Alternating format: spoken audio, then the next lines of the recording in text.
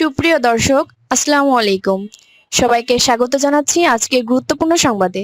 প্রথমেই জানিয়ে দিচ্ছি সংবাদ শিরোনাম, পরে বিস্তারিত। ইরানের হামলায় এশিয়ায় ১৩ মার্কিন ঘাঁটি ধ্বংস হয়েছে। শুনছিলেন সংবাদ শিরোনাম, এখন বিস্তারিত। তার আগে হৃদয় ছুঁয়ে যাওয়া একটি অনুরোধ। যদি আয়াতুল্লাহ আলী খামেনির নামটি শুনে আপনার বুকের ভেতরটা ভারী হয়ে আসে, যদি ভোরের সেই খবর একটি দীর্ঘ অধ্যায়ের সমাপ্তি আপনাকে নীরবে কাঁদায়, যদি মনে হয় এই বিদায়ে শুধু একজন মানুষ নয়, একটি সময়, একটি সংগ্রাম, একটি ইতিহাস বিদায় নিল, তাহলে কমেন্টে লিখুন, হে আল্লাহ, তুমি আয়াতুল্লাহ আলী খামেনিকে জান্নাতুল ফেরদাউস দান করুন।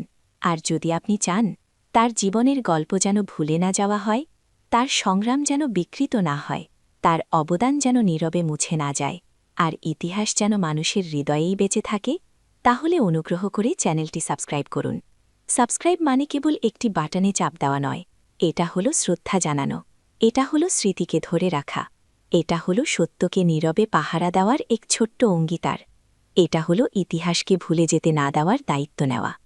চলুন কথা না বাড়িয়ে বিস্তারিত জেনে নিই। ইরানের হামলায় এশিয়ায় ১৩ মার্কিন ঘাঁটি ধ্বংস হয়েছে। ইরানের হামলায় এশিয়ায় যুক্তরাষ্ট্রের ১৩টি সামরিক ঘাঁটি ধ্বংস হয়ে গেছে। মার্কিন প্রভাবশালী সংবাদ মাধ্যম দ্য নিউ ইয়র্ক টাইমস এক প্রতিবেদনে এই তথ্য জানিয়েছে। ঘাঁটি ছেড়ে মার্কিন সেনারা এখন অস্থায়ী শিবিরে আশ্রয় নিচ্ছেন বলেও প্রতিবেদনে উল্লেখ করা হয়েছে। নিউ ইয়র্ক টাইমসের প্রতিবেদনে দাবি করা হয়েছে যে ১৩টি সামরিক ঘাঁটি ধ্বংসের কথা বলা হচ্ছে, তার মধ্যে কুয়েতে থাকা মার্কিন ঘাঁটিগুলো সবচেয়ে বেশি ক্ষতিগ্রস্ত হয়েছে বলে দাবি করা হয়েছে। প্রতিবেদনে উল্লেখ করা হয়, কুয়েতের পোর্ট শুয়াইবা, আলী আল সালেম বিমান ঘাঁটি এবং বুয়েরিং সামরিক ঘাঁটি পুরোপুরি ধ্বংস হয়েছে।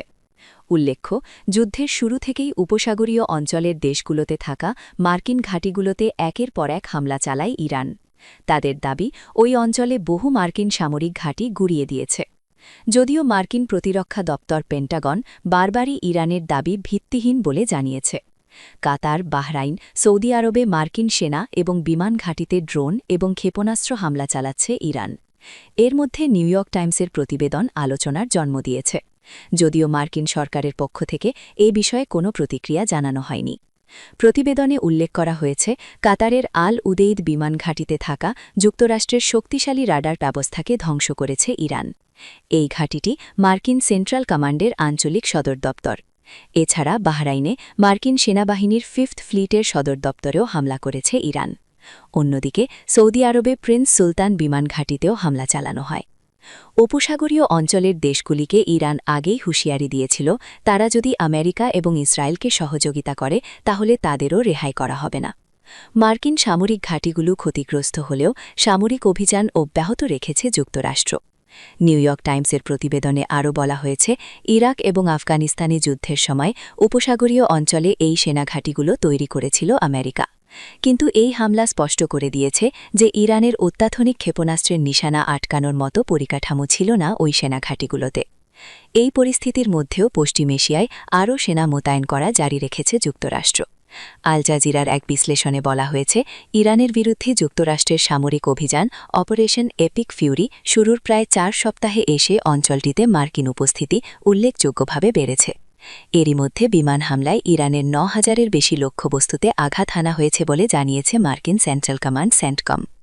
বর্তমানে অঞ্চলে মার্কিন নৌবাহিনীর বিমানবাহী রণতরী ইউএসএস অ্যাব্রাহাম লিঙ্কন সহ বিভিন্ন স্ট্রাইক গ্রুপ সক্রিয় রয়েছে। একই সঙ্গে যুক্তরাষ্ট্র নতুন করে মেরিন বাহিনী ও প্যারাট্রুপার মোতায়েন করছে। বিশ্লেষণে বলা হয়, যুক্তরাষ্ট্র 3টি প্রধান বাহিনী মোতায়েন করছে। এর মধ্যে রয়েছে Tripoli amphibious ready group, Boxer amphibious ready group এবং 88তম এয়ারবোর্ন ডিভিশনের দ্রুত প্রতিক্রিয়াশীল বাহিনী। এসব বাহিনীতে অতিরিক্ত প্রায় 7,000 সেনা যুক্ত হয়েছে। ট্রিপোলি গ্রুপে প্রায় 2,200 মেরিন সদস্য রয়েছে, যারা আকাশ ও সমুদ্রপথে দ্রুত অভিযান চালাতে সক্ষম। অন্যদিকে বক্সার গ্রুপেও প্রায় একই সংখ্যক মেরিন ও নৌ সদস্য রয়েছে। আর 88তম এয়ারবোর্ন ডিভিশনের সদস্যরা বিশ্বের যে কোনো স্থানে স্বল্প সময়ের মধ্যে মোতায়েনের সক্ষমতা রাখে।